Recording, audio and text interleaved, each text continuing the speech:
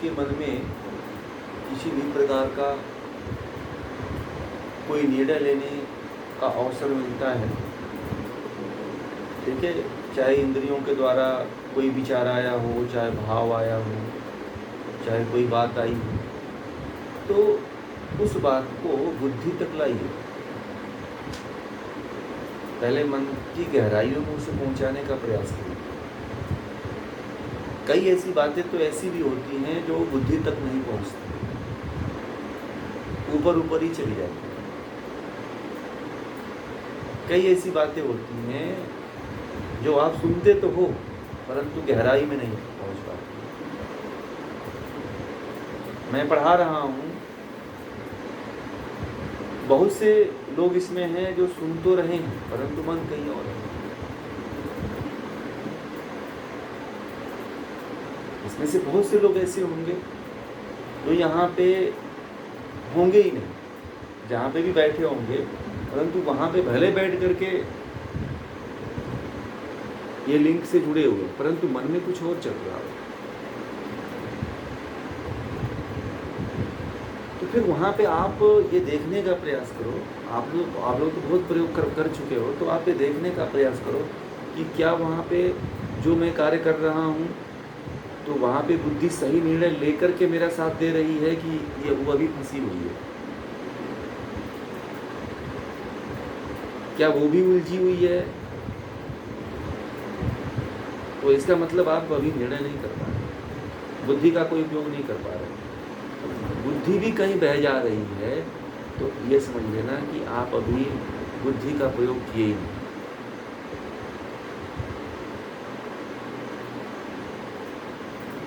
आपकी जो बुद्धि है वह अपने जीवन में अपने लिए कोई निर्णय नहीं ले पाती, दूसरों के लिए निर्णय लेने में सबसे तत्पर होती है और यहीं से भटकाव शुरू होता है। हम अपने आप को समझते हैं कि हम तो अपने लिए बड़ा अच्छा कार्य कर रहे हैं, सेवा का काम कर रहे हैं, भलाई का कार्य कर रहे हैं, और यही सांत्वना व्यक्ति के स्वयं के अस्तित्व को नष्ट कर देता है, क्योंकि व्यक्ति अपने से न होकर के दूसरे के रास्ते से होकर जाना ज़्यादा पसंद करता है। व्यक्ति ये सोचता है कि जो मेरे घर के सामने से रोड गया है ना, उस रास्ते से नहीं जाऊंगा, जो मेरे पड़ोसी के घर के सामने से रोड गया उसी रोड से जाओ।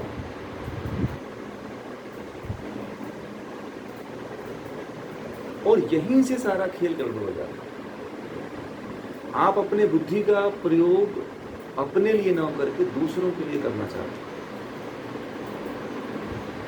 बुद्धि का प्रयोग या तो दिखाने के लिए करना चाहते हैं, बुद्धि का प्रयोग किसी को प्रभावित करने के लिए करते हैं, बुद्धि का प्रयोग कोई या तो खुद प्रभावित हो जाते हो तो करते हैं, बुद्धि का प्रयोग अपने निजी स्वार्थों को सिद्ध करने के लिए करते हैं। देख लेना,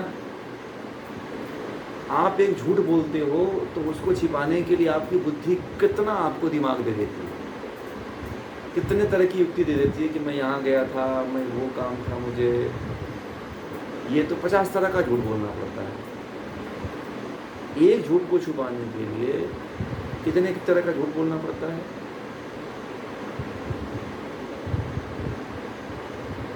आपको 100 झूठ बोलना पड़ता है। अब बुद्धि वहाँ पे आपकी बहक जाती है, क्यों? क्योंकि वहाँ पे आपका निजी स्वार्थ सिद्ध करना है। तो वहाँ पे इस तरह से पकड़िए कि यहाँ जहाँ पे निजी स्वार्थ हो वहाँ पे बुद्धि का उपयोग मत करो। बुद्धि का उपयोग वहाँ करिए जहाँ पे आपके उत्थान का, आपके मोक्ष का कार्य सिद्ध हो रहा है।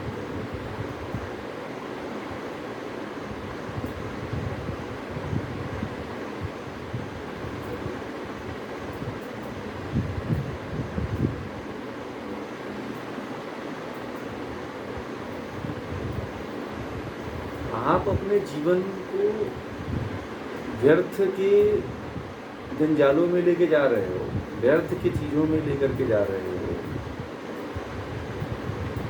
मैं वही कहा कि आप जिन चीज़ों पे अपने आप को निर्णय की बात कर रहे हो कि मैं इस चीज़ में निर्णय ले रहा हूँ और मान रहे हो कि मैं अपनी बुद्धि का प्रयोग कर रहा हूँ, परंतु वो बुद्धि तो किसी दूसरे के लिए हो रहा है ना। आप लोग अपने हृदय की गहराइयों में उतर करके देखने का प्रयास करिएगा कि हमने अपने लिए अपनी बुद्धि का उपयोग कितना किया है, और इस प्रतिशत को या तो आज बता दीजिए या तो कल बताइएगा। बताइए, आज ही बता दीजिए आप अपने बुद्धि का उपयोग आप लोग अपने लिए कितना किया है।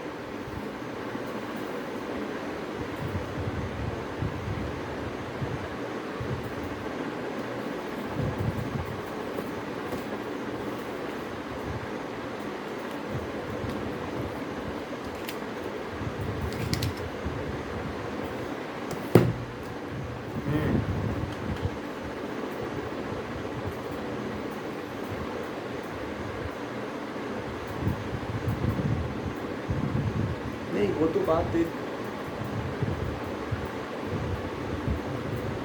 हाँ बहुत अच्छी बात उन्होंने कहा, बहुत अच्छी बात, सारी बातों का एक बात कह दिया उन्होंने कि हमने जो भी बुद्धि का उपयोग किया है वह सांसारिक विषयों के लिए किया हुआ है। आप ये समझिए, बुद्धि का प्रयोग ऐसा नहीं कि आपने नहीं किया है, बहुत किया है। आपने 50% से ज़्यादा कर दिया है, 100% से ज़्यादा कर दिया है। कहीं कहीं पे तो आपने ऐसा बुद्धि का प्रयोग किया हुआ है कि मत पूछिए। घर के हर कोने को ऐसे व्यवस्थित किया हुआ है, हर कार्य को, हर व्यक्ति को ऐसे मेंटेन आपने किया हुआ है कि हर जगह दिमाग लगाया हुआ है। ठीक है, आप देखना अपने घर में आप कितना दिमाग लगाए हो। ठीक है, परंतु अपने लिए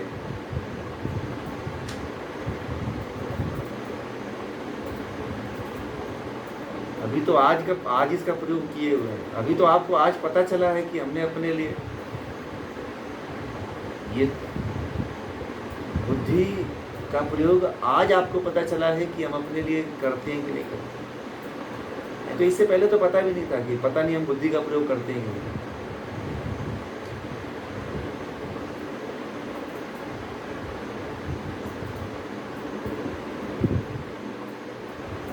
हाँ,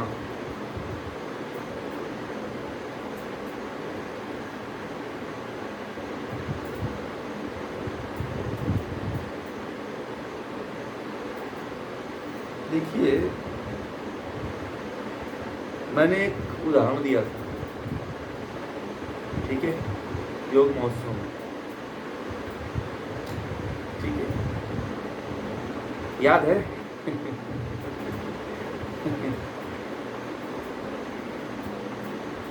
कभी कभी तोता भी बना करिए।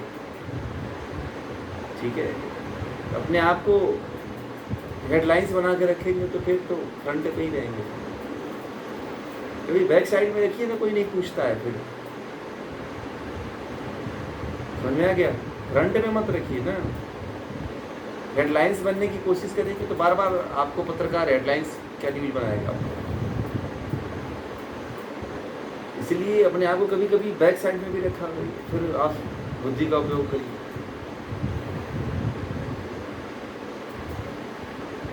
समझ रहे हैं बात को? कहने का मतलब है कि आप जब प्रमुखता अपनी दिखाओगे जहाँ पे, जिस क्षेत्र में, तो वहाँ पे उस व्यक्ति का उपयोग किया जाता है। ये नियम है। और वहीं पे आप देखना, जो एकदम मूक दर्शक बना रहता है, जो कोई पूछता तो भाई जान जाता है कि भैया इससे कुछ होने वाला है नहीं, फालतू में समय बर्बादी होगा, काम नहीं होगा। तो कभी कभी हो जाएगी।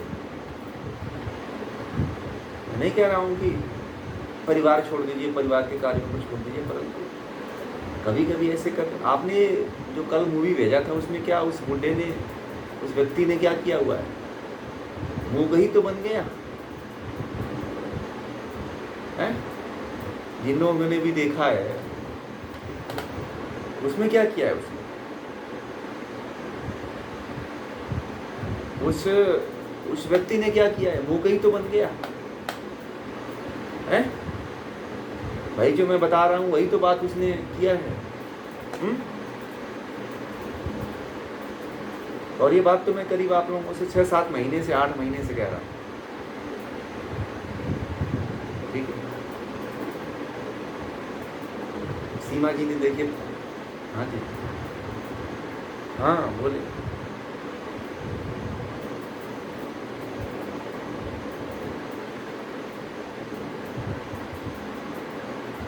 उसे निकलना इतना मुश्किल नहीं हो रहा है, निकलना इजी नहीं है, यह प्रश्न है ना आपका।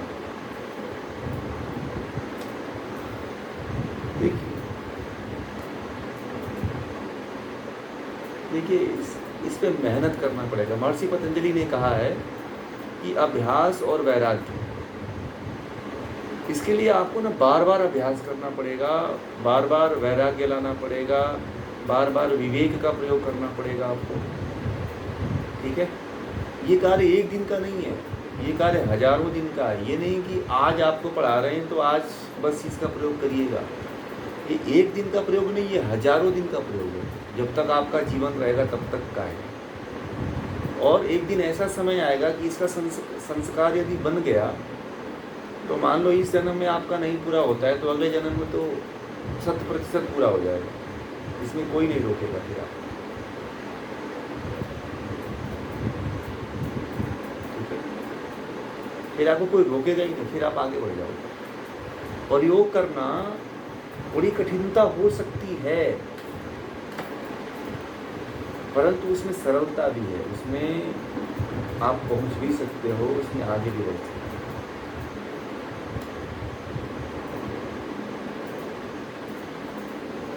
और जब आगे बढ़ जाओगे ना तब आपको आपकी ऊंची उड़ान का पता चलेगा कि मैं कितना ऊंची उड़ान में उड़ रहा हूँ,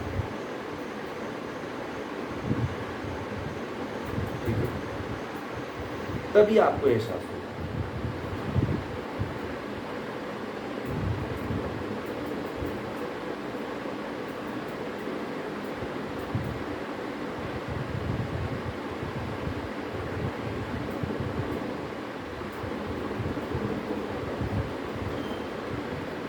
और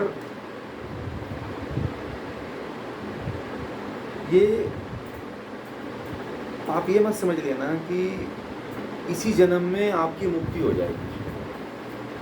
मुक्ति के लिए कई जन्म हो सकता है कि लेना पड़े, परंतु ये जो ज्ञान को पकड़ के रखे हो ना, यही आपके आने वाले जन्म का मुक्ति का सबका निर्णायक यही रहेगा। और सबसे बड़ी भूमिका इसी की होगी। बुद्धि इसको स्टोर करके रखेगी, ऐसी बात नहीं है। बुद्धि के ऊपर तो संस्कार ज्ञान का रहेगा, जो आप लोग पढ़ रहे हो, सुन रहे हो, इसका तो संस्कार आपके ऊपर रहेगा ही रहेगा, इसमें कोई दो राय नहीं।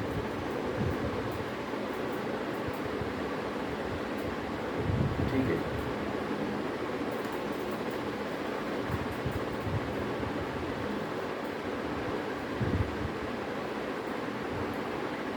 समझ में आ गई बात?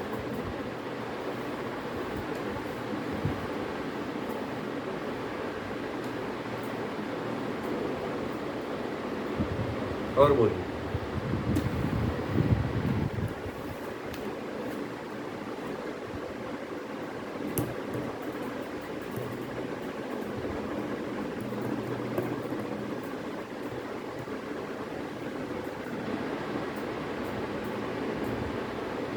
सांख्य का जो विषय है और जो सांख्य आप लोग पढ़ रहे हो, ये कोई बहुत हल्की चीज़ नहीं, बहुत गंभीर चीज़ है,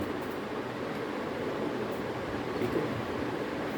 और जो इसको जान जाता है फिर उसको बहुत कुछ जानने की आवश्यकता नहीं रहती, वो अपने आप निपुण हो जाता है।